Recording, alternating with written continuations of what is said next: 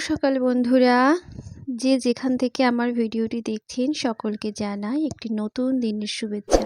আর দিনটা আপনাদের খুব ভালো কাটুক এই শুভকামনা।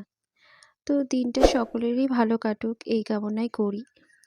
আর আর আজকের দিনটা আমি এখান থেকে শুরু করছি। তো আমি একটা হোমিওপ্যাথি ওষুধ খাই, যেটা খালি পেটে ব্রাশ করে ফ্রেশ হয়ে খালি পেটে ওষুধটা খেতে হয়।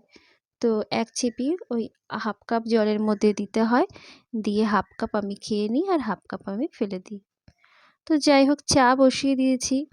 আচ্ছা, এত বড় পাত্রে এইটুকু চা দেখে যেন অবাক হয়ে যাবেন না। কারণ আমি দুধটা জাল দিয়ে নিয়েছিলাম, তারপর ছেলেকে হেলথ ড্রিংক করে দিয়েছি আর বাদবাকি দুধটা দিয়ে আমি আমার জন্য একটু চা করে নিলাম। তো চাটা একটু শান্তি করে বসে খাই, একটু বসি, তারপর ভাববো কী কী কাজ আছে। আজ এমন কাজ নেই। তো দেখি ছেলে কী করছে। ওই দেখুন, টিভি দেখছে, কার্টুন চালিয়ে নিয়েছে। আর পড়েই সবে বাড়িতে এলো।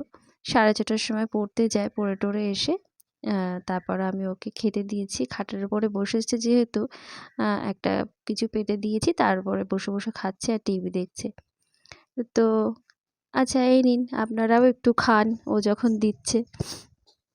তো চলুন ও একটু টিভি দেখে নিক, আমি তাড়াতাড়ি করে চাটা খেয়ে নিই। ভাবছিলাম শান্তি করে চা খাবো, না কাজে লেগে পড়ি, বুঝলেন? তো এখানে গরম জল বসিয়ে দিয়েছি।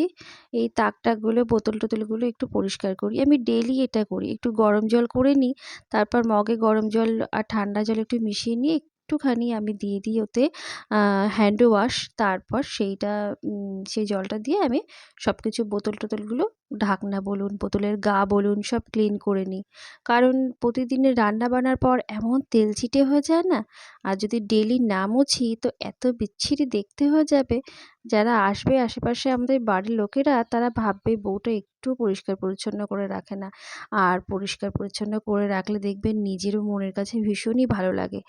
আর রান্নাঘরেই তো যেহেতু দিনের অনেকটা টাইম কেটে যায়, তো রান্নাঘরের স্ল্যাবটা যদি পরিষ্কার পরিচ্ছন্ন থাকে, তো ইউজ করতেও কতটা ভালো লাগে বলুন তো? ওই জন্যে আমি ডেইলিই করি। সবকিছু তো আর একটা ভিডিওর মধ্যে দেখানো যায় না। তো যাই হোক, আজকে এই পার্টটাই আপনাদের দেখাচ্ছি। রান্না-বান্না হয়ে গেলে আমি মুছে-টুছে পরিষ্কার করে রেখে দিই। তো আমার তো রান্না ভোরবেলা হয়ে যায়, আপনারা তো খুব ভালো করেই জানেন।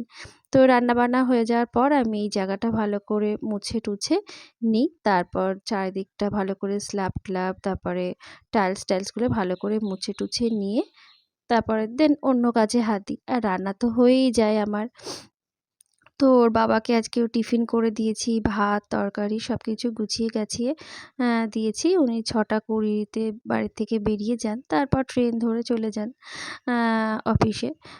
তো যাই হোক, আর এবার আমি এগুলো সব পরিষ্কার পরিচ্ছন্ন করে নিয়ে তারপর ছেলেকে একটু টিফিন খেতে দেবো। টিফিনটা আমি অলরেডি ভোরবেলা করে রেখেছি, কারণ ওর বাবাকে টিফিন দিলাম। তো সেই টিফিনটা আমি চাউমিন করেছিলাম, সেটা রেখে দিয়েছি। ওটা এখন ছেলেকে দেবো। উম আ তো এই দেখুন সবকিছুই হয়ে গেল। মোটামুটি এই জায়গাটা আমার পরিষ্কার করে ফেলেছি। এই যে সাজিয়ে গুছিয়ে রেখে দিলাম। মিক্সার মেশিন সবকিছু আমার এখানটায় থাকে, আমার হাতের কাছে, গ্যাসের পাশেই। তো অসুবিধে কিছু হয় না। ইচ্ছে আছে পুজোর সময় একটু মডিউলার করার। দেখি কি হয়। এই যে ছেলেকে আমি টিফিনটা দিয়ে দিলাম।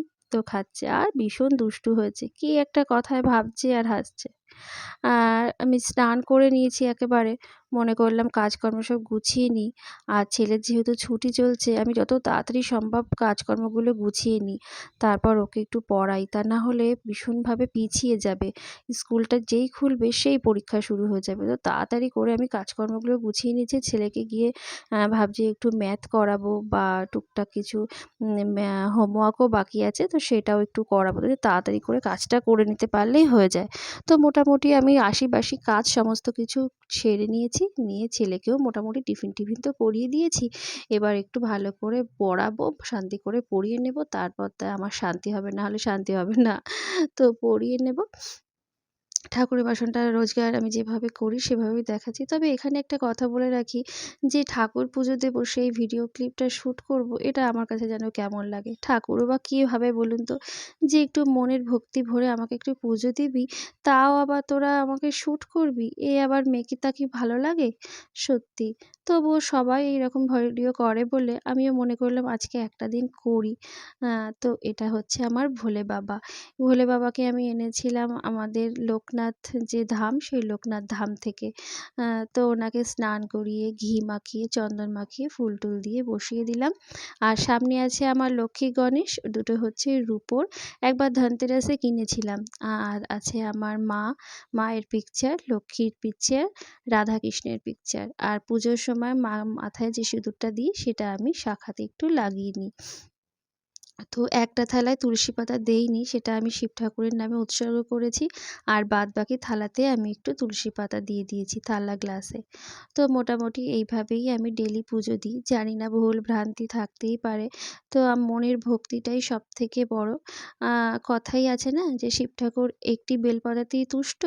তো সেরকমই। আমি যেমন পারি, যেরকম পারি ঠিক সেভাবেই পুজোটা দিই। সবকিছু আপনাদের দেখালাম না, সবার কপালে চন্দনের ফোঁটা দিলাম কি কিছু, এত কিছু দেখালাম না। মোটামুটি এইভাবে আমি পুজোটা দিই, সেটাই আপনাদের সঙ্গে আমি শেয়ার করলাম। তা আর লোকনাথ বাবাকেও আমি নিয়ে এসেছিলাম চাকলা ধাম থেকেই। আর আমার পাশে একটা গীতা আছে। গীতা নাকি সিংহাসনে রাখা খুবই শুভ, তাই রেখে দিয়েছি। আর আমাদের লক্ষ্মীর আড়ি পাতে না, তো ওই জন্য নেই। আর এটা হচ্ছে আমাদের সরস্বতী ঠাকুর। আমার ছেলের জন্য যেহেতু পুজো দিই সেই জন্য। তো চলুন, পুজো দেওয়া আমার কমপ্লিট হয়ে গেছে। তো ঘর থেকে বেরোচ্ছিলাম, এটা আপনাদের দেখিয়ে দিই। আমার ছেলের ইভিএস প্রজেক্ট যেটা করছিল, তো মোটামুটি কমপ্লিট হয়ে গেছে। এখানে রেখে দিয়েছে। দেখুন কত সুন্দর লাগছে না? ছেলেকে পড়াতে বসে গেছি, আগে ওকে পড়িয়ে নিই। তো আমি ওকে ম্যাথ পাঠিয়ে দিয়েছি। ও বসে, বসে ম্যাথটা করছে। আর ওর করা হয়ে গেলে এখন দিন বাজে ১২টা ১৫-১৫ নাগাদ বাজে।